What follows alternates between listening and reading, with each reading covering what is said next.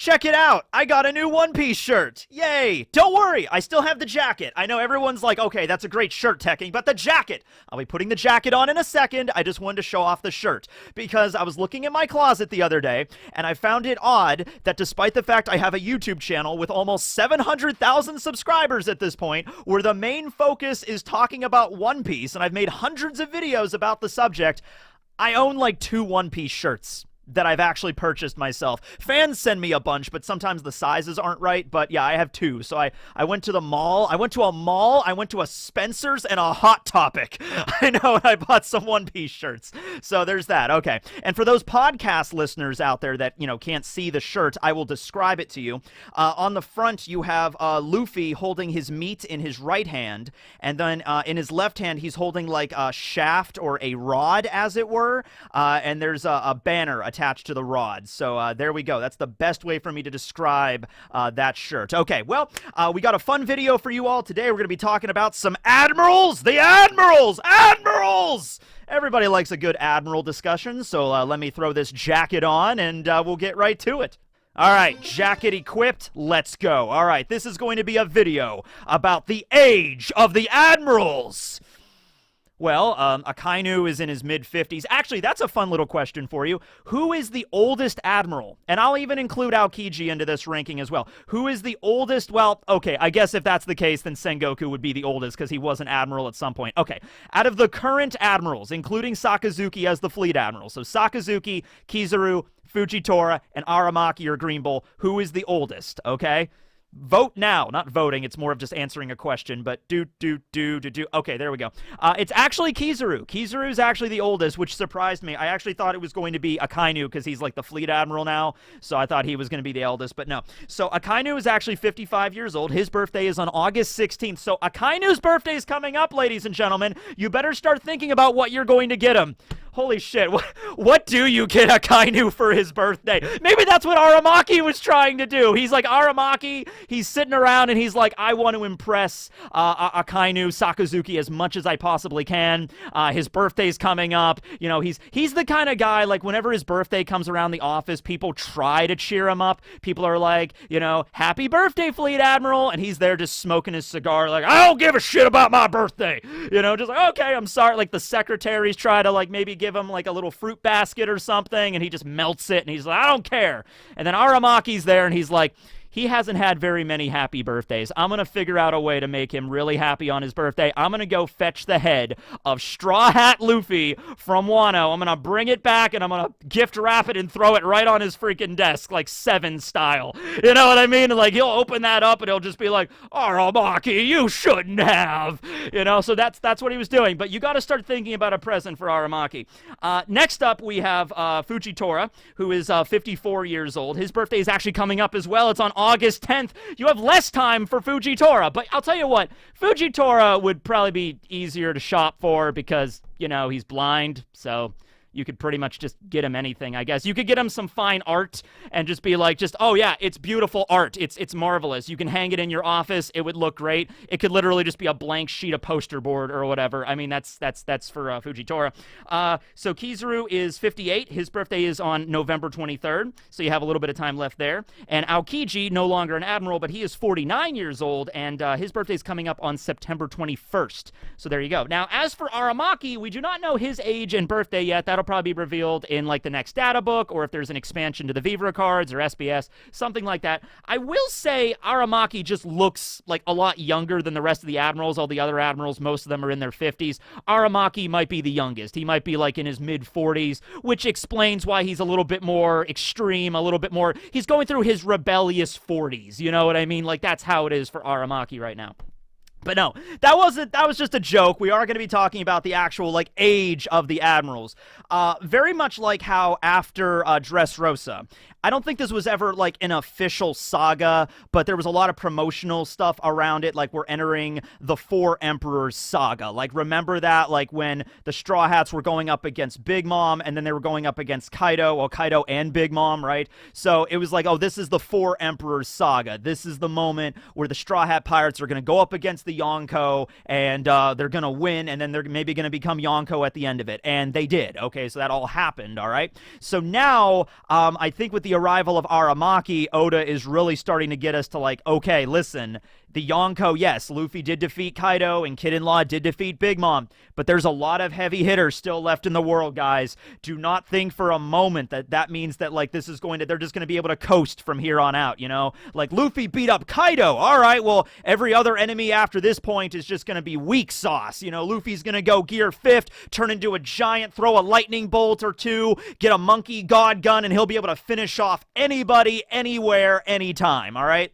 I think with Oda introducing Aramaki's character, that is going to be shut down pretty damn quick, okay? The Admirals are still insanely powerful. Now, I'm not going to go into a whole discussion here on, like, okay, Yonko, Admirals, which are stronger. I will bring up a few interesting points, though, okay? You can have your power scaling discussions in the comments section below if you care to, okay? I do want to bring up a few interesting points.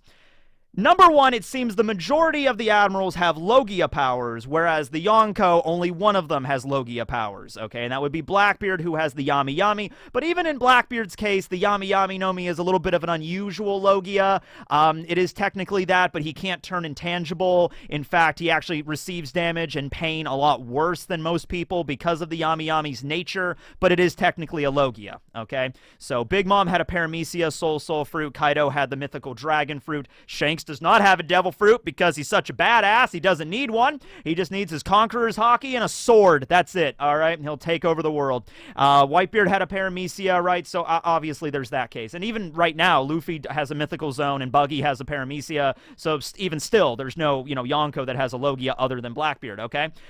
Meanwhile, the only Admiral that does not have a Logia is Fujitora, which isn't a major issue because he has the Zushi no Mi, the Gravity Fruit, and that is just so ridiculously powerful. You might as well call it a Logia. He cannot turn into the essence of gravity itself. Maybe he can. I don't know. If we're reclassifying Devil Fruits, maybe it's like, actually, gravity isn't a Paramecia. It is actually an element. I think you could take it to be an element. Actually, I think you could make an argument to say that gravity is like the first element, But hey, I mean, if you look at the time fruit, I mean, gravity, time, all these really kind of like difficult to understand concepts of the universe to like a layman, like a normal person is not really going to understand like the physics behind how gravity works on like a galactic scale. I know it pushes things down, like that's pretty much it, right? So who knows though? I mean, yeah, the time fruit was Paramecia, Fujitora's is Paramecia, but I don't know. But it's still ridiculously powerful. Every other Admiral though, every other one has a Logia. Kizaru, Light. Aramaki, Forest, Sakazuki, Magma, and Aokiji, ice or cold, the very essence of cold itself, all right?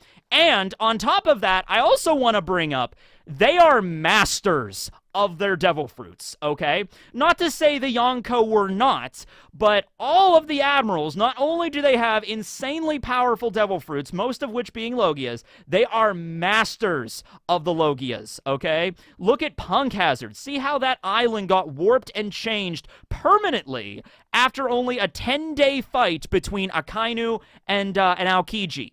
It is permanently warped now because of their presences on that island. Now, we've yet to really explore, actually confirmed what an awakened Logia does, but we can, use, references to what we've actually seen, and we can say, okay, when you awaken a Logia, you're pretty much altering the weather, as is the case with Punk Hazard, okay? In that case, Akainu is awakened, Aokiji is awakened, Kizaru is most likely awakened, and you could say that with Fujitora and Aramaki as well. They might have not just, shown off, everything they could do. Aramaki, the proof that he could be awakened could just be the fact that no matter where he goes, he just takes steps, and, forests and greenery just billow out of his body on the area where he's coming in contact with. That alone might just be proof that he is awakened to the Mori Mori no Mi, okay? And on top of that, kind of going along with the fact that they are masters, they are part of a military organization, all right, which means there's structures and there's regiments and there's everything like that involve that, okay? Being a Yonko, it's sort of like under your own power, you got really, really strong. Now, like Luffy, for instance. Luffy is a Yonko now, which is crazy to say that. Luffy trained pretty much by himself for the most part in his formative years. He had, Ace and Sabo there, and then it was just Ace, and then it was just himself for a little while, training on Dawn Island. And then throughout his adventure, he got stronger and stronger, developed Gear 2nd, Gear 3rd, and everything. And then the time skip happened, and he trained under Rayleigh, okay? So he's had people to guide him along the way, but a lot of the power that Luffy has achieved is under his own power, is under his own training, you know what I mean? And that's the case with a lot of other Yonko. But then we have the Marines, okay? You got to remember, save for Fujitora and Aramaki because they joined up with the draft, and we still don't know what their backstories were before they joined the Marines. If they had their devil fruits beforehand, or if they were given that, during when they joined up with the Marines. We'll explore that later in the story, hopefully. But when it comes to Kizaru, Aokiji, and Akainu, they all joined up as grunts in the Marines. They started from the bottom and worked their way up. Maybe they were acknowledged for their talents relatively early, like how Kobe joined up as just like a chore boy, Zatsuyo, and then after training with Garp, they got bumped up to like Chief Petty Officer, and now after only 2 years, Kobe is a captain, and Helmeppo is a lieutenant commander, okay? So that's very high ranks to achieve in just 2 years, right? Absolutely. So it might have been the same thing, like Kizaru joined up, and it's like, okay, he's really powerful, he's like a genius, okay? And so it's like he went from seaman apprentice to Chief Petty Officer to warrant officer to captain, all the way up to like his vice admiral status when during the flashback with Arlong, he was a vice admiral when he brought Arlong into the Marines, okay? He might have went through that pretty quickly. Then again, they have been part of the Marines for a long time. We've seen images of all of them when they were in their younger years. They joined up with the Marines when they were probably like in their late teens, early 20s.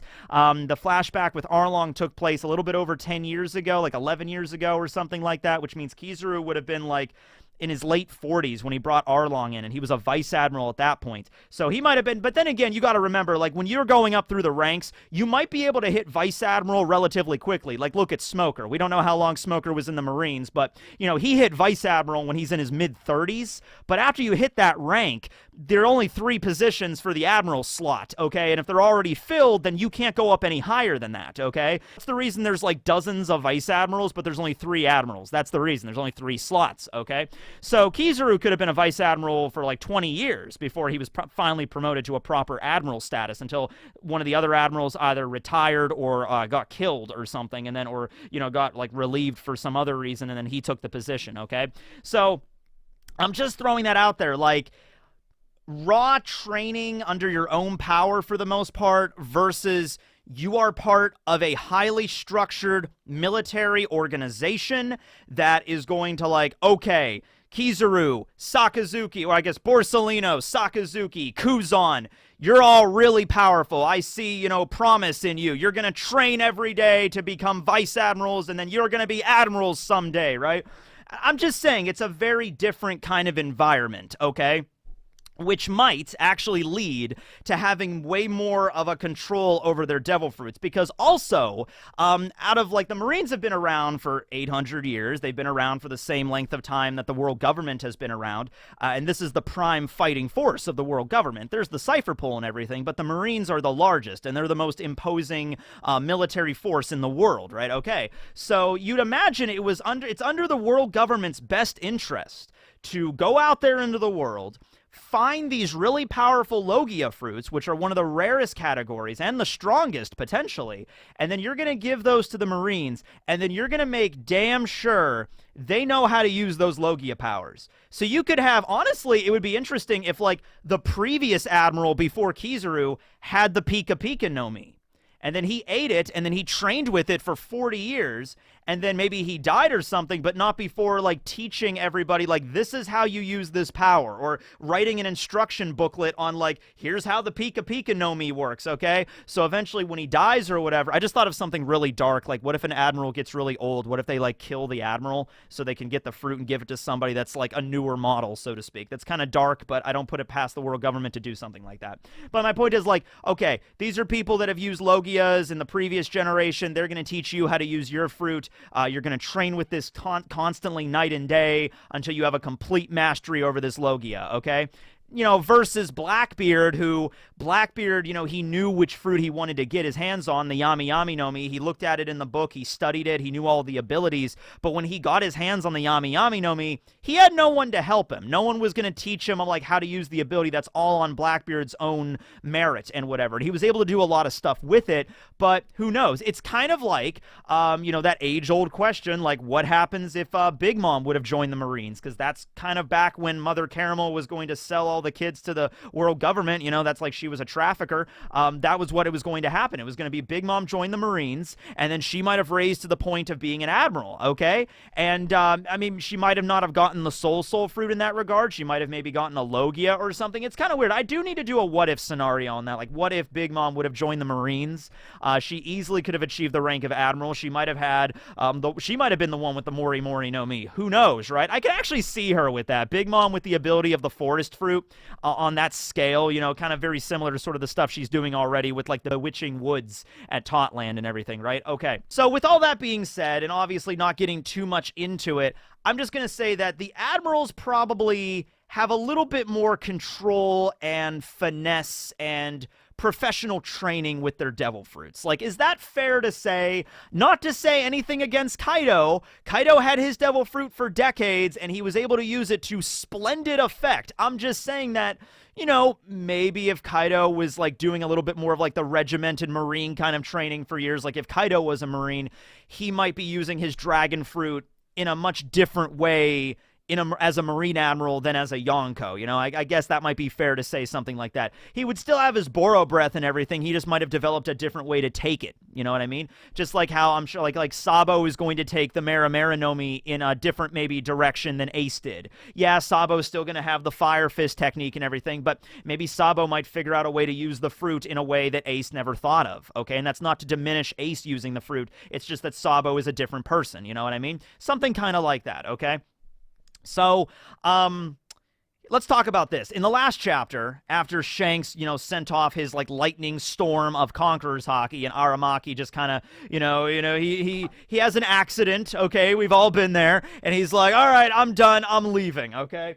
And he mentions, though, he's like, I'm not having a fight with red hair Shanks today. Well, at least not yet. And then he leaves, okay?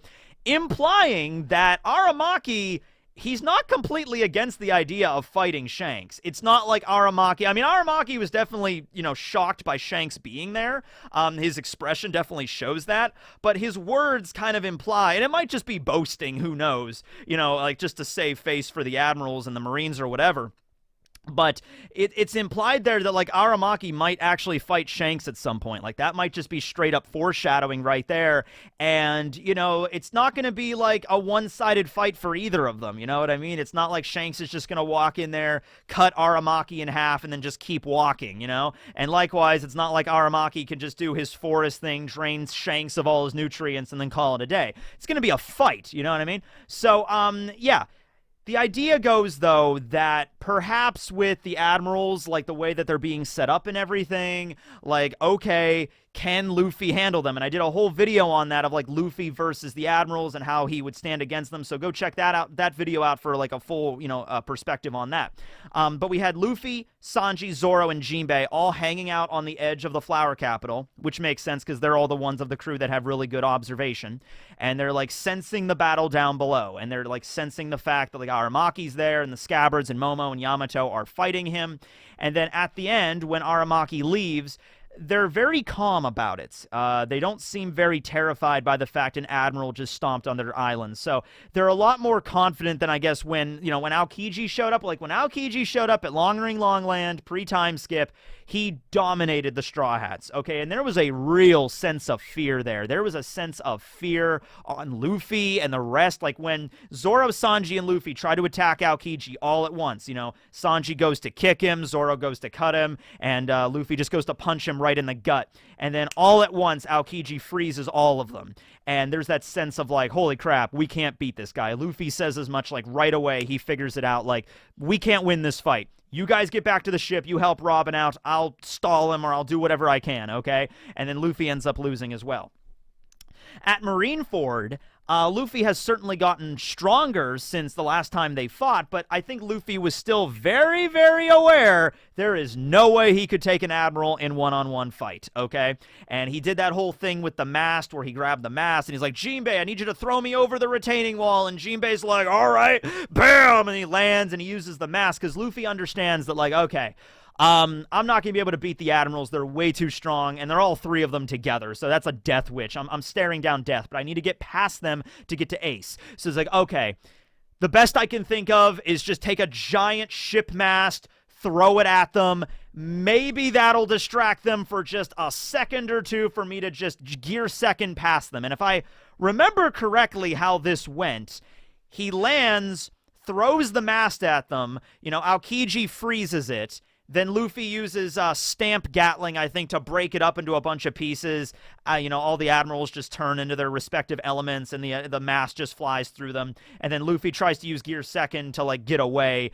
Kizaru, though, is like, is like, oh, you're moving so slow, Straw Hat. So it's like, you can't outspeed Lightspeed. I mean, you can try, but I don't think you're going to get very far, you know what I mean? So, yeah, Luffy also understood at that point, like, I can't beat them. I'm scared, but he was more running on just, like, adrenaline, like, quite literally with, Ivankov's hormones and everything, like, literally injecting adrenaline into him, and then his just, like narrow-minded view of, like, I gotta save Ace. Like, that's that one focus point. That's the only thing I care about. I don't even give a shit the Admirals are here. Yeah, they could probably kill me in one hit, but I'm gonna get past them somehow, and I gotta go save my brother. You know what I mean? That was Luffy. Now, look at how Luffy is. And, yeah, they ran into Fujitora at Dressrosa, but they were dealing with, like, a lot of other stuff at the time there. But now, they're getting a bird's eye view, watching a battle between the Admirals and the Scabbards, or a Admiral and the Scabbards. And Luffy just seems pretty chill about it. Zoro is sitting there, and he's just like, wow, I can't believe Momo was able to do that. And Sanji's like, they seem to be all right. Almost as if, like, they're looking down, remembering the time Aokiji completely stomped them. And it's like, good times. Maybe if they train and get stronger, they'll be up to the point, right? And I don't know, the attitude of it is like it was a very Emperor kind of attitude to take, where Luffy, Sanji, Zoro, and Jinbei are now a Emperor's crew, and they're staring down, looking at these other people fighting an admiral, and they're just like, that was an interesting fight. Now, what would have happened if Luffy, Zoro, Sanji, and Jinbei joined the fight? Well, first of all, I really honestly think the majority of the Scabbards could not have done anything. Because all they really had with them is, yeah, they knew hockey, and they had, like, Nekomamushi had his Catling gun, and Kawamatsu's cool and everything like that, but I think it became very apparent they weren't able to, like, hack away at Aramaki. No matter what they did, it was like the Hydra, where Kawamatsu slices off one of the roots, like, two more grow back. It's just like, there's no way, even if you utilize hockey, there's just no way you're going to be able to break through his vines and his branches just by sheer cutting power, unless you are somebody like Shanks. I don't think Shanks would be able to finish him off in one hit, but if Shanks took out Griffin, powered it up with an ungodly amount of Conqueror's Haki, and sliced off, his roots, I don't think they would grow back right away. It might take a bit, you know what I mean? Might be some serious damage there, but I don't think the Scabbards would have really been able to do much of anything, and sure enough, they got captured, they got ensnared. Yamato would have been able to do some stuff. Yamato dealt some heavy damage with Haki there, and then also Yamato has ice powers, so that would have and we know that Aramaki is immune to fire attacks, but ice attacks might have done some damage there. So, yeah, I don't think the Scabbards would have been able to give them any help, really. And then we have Momonosuke, spamming off the Boro breath. But even with that, Aramaki was still able to recover pretty much completely untouched. His body was destroyed. He just regrows himself. We don't know the extent or the limit of how many times he can do that, or if he can make clones of himself, or whatever, how that works, but it seemed pretty easy. If it's something as simple as just, like, every time Aramaki walks on a battlefield, he can, like, plant, like, a seed of himself. I know this sounds weird, but, like, he's like, I'm gonna plant a seed of myself under the ground, so if my body gets destroyed, I can just regrow, kind of like the clone spell in D&D or something. Like, if he can just do that over and over and over and over again with very little drawback, and once again, that brings up the finesse and sheer power that the Admirals have with their Logias, okay? A couple weeks ago, I tweeted out how many popsicles could Aokiji make with his Devil Fruit ability, okay? Now, it's a stupid tweet, right, okay? But I said about 1 billion, and after I put that out, I started to realize just how stupidly low that number is, okay? Aokiji walked over to the ocean, put his, like, hand into it, and in a matter of, like, a second, maybe less, it just, Ice Age. He froze hundreds of square kilometers of ocean. And not just like surface level. It was sturdy enough for a bunch of people to walk across. Well, a bunch of people in the anime. It was just Tanjit in the manga. But being able to be sturdy enough to walk across for like a week, I think. I think Aokiji was like, that'll hold for about a week or so. So take your time and walk across. You know, bundle up. It's a little chilly. He was able to do that, like hundreds of square kilometers of ocean, God knows how deep, probably at least, you know, several meters deep, you know, to maintain its structure. And he's just like, yeah, not a big deal. He just walked away. He didn't look tired. He didn't look exhausted. Like, that took a lot out of me. And then right after that, he, you know, solos the Straw Hat crew pretty damn easily. You know, so if that's how an admiral can use their Logia to that extent without really burning any like real energy, first of all, like, it's not 1 billion popsicles. Aokiji might be able to literally make like quadrillions of popsicles if he were to expend his full power, or a quintillion of popsicles, you know, a Googleplex of popsicles, right? And so that's Aokiji with his Logia. It's kind of fair to assume that the other admirals are kind of at that same level, because once again, all right, this is gonna be another controversial call. Not all of the Yonko are the same power level. Was that an okay? Was that all right to like? Is like, well, just like, it's okay. They're not though, because it's more of like the way the public views them. Like, Morgan's just published a paper that said these are the new Yonko, so it's like, all right, these are the new Yonko. Obviously, Luffy is stronger than Buggy, okay? Like, there it is, right? And at the moment in the story, I'm also probably going to go with the logic that Shanks is stronger than Luffy. I know that I said this wouldn't turn into power scaling. I'm kind of doing that, but whatever. Point is, when you become an admiral, there is a list of requirements for that, probably a mile long, and there's probably an interview process. You can't cheat your way to become an admiral. Gotta, like, you know, pass a bunch of different tests and stuff and exams. You know, there's a bunch of stuff you probably have to do to become an admiral, so that when you do become an admiral, it's sort of a baseline level of power, you know, where I'm sure that some admirals are a little bit stronger or a little bit weaker than others, okay? And it also depends on their Devil Fruit abilities. Like, Akainu is very well suited to taking on Aramaki, because, like, magma fighting against a forest, I'm gonna give the edge to the element of magma, okay? Right? But in terms of, like, overall general power level and the way that they can use their Devil Fruits, like, in terms of mastery of their Devil Fruits, all the admirals are probably on a very even keel in that regard, okay? I'll leave it at that. All right. Well, that's the video. That's what I wanted to talk about today, pretty much, that we're moving into the Age of Admirals here. Some couple of things to just discuss on, like, their power level, how they're a little different from the Yonko. They're still very powerful. That's not to say that Aramaki could have just walked into Wano and killed Kaido anytime he wanted to, or any of the admirals could have done that. But there's still going to be a level of fearsomeness on the tier of Yonko, if not more terrifying, just on their mastery of their Devil Fruits and their own ideologies. That's another thing to mention. I think a lot of ways, the admirals are dangerous not just because of their Devil Fruits, but more of their ideologies, like their different views of justice. You know, Akainu is absolute justice. That sounds scary. Aokiji is moral justice. All right, you can bend that a little bit. Fujitora is I can't remember Fujitora's. I think we do know his sense of justice. It's also more of a moral justice that, you know, Aokiji had. Then we have Kizaru, who is unclear justice, which, fuck if anybody knows what that actually means. Pretty much just like, I follow whatever kind of justice I feel like when I wake up in the morning, you know? That's pretty much Kizaru there. And then we don't know Aramaki's yet, but it's pretty much Akainu justice. It's pretty much like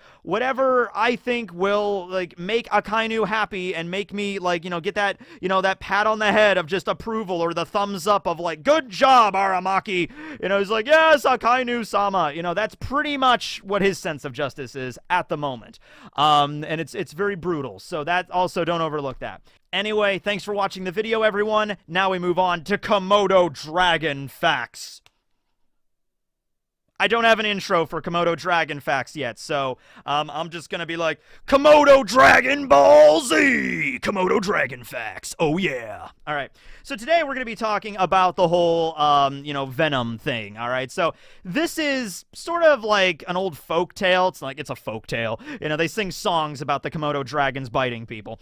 But now it's sort of like, it's something that's like, you know, not true, but it's like, you know, propagated as truth for a very long time. Basically, when KOMODO dragons were first discovered, okay, you would see them biting or attacking like water buffalo or like these very large animals, okay? So even if like the KOMODO dragon bit like a buffalo on the leg, but then the buffalo was able to shake it off and then escape, the researchers would witness that these buffalo would get very, very sick, the wounds would get infected, and then they would eventually end up dying anyway. So that led the researchers initially to assume that the inside of KOMODO dragons were basically this like microbes or these bacteria that when they bite an animal, it like acts like a venom and then, you know, infiltrates their bloodstream, makes them really sick, and then they die. So after a few decades of studying this and figuring out what's really going on, no, it turns out it isn't like bacteria. It really is kind of like venom. Venom, that it is just straight up venom, and the venom works in a few different ways.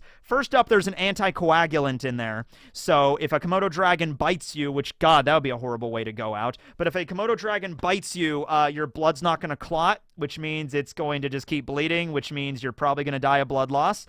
There's also a thing that lowers blood pressure along the way, too, for that reason. Most animals, you could just die of shock. You know, if you just keep losing blood and you can't stop it and there's an anticoagulant, you're probably just going to die of shock.